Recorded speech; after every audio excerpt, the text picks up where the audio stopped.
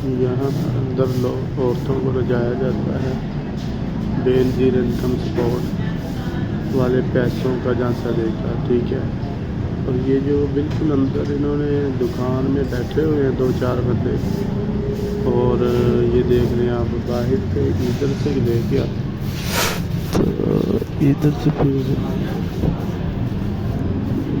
अभी एक बंदा बाहर आया, ये औरत भी आई, यहाँ पर ये सीन चलता है। 1200 रुपये निकालते,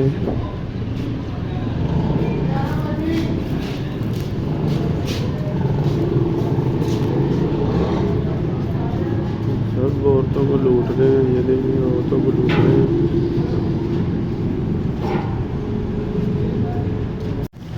यहाँ अंदर औरतों को ले जाया जाता है बेनज़ीर इनकम सपोर्ट वाले पैसों का झांसा देकर, ठीक है।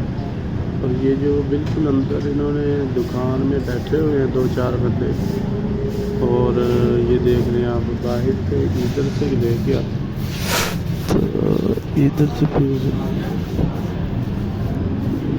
अभी एक बंदा बाहर आया, ये औरत भी आई, यहाँ पर ये सीन चलता है।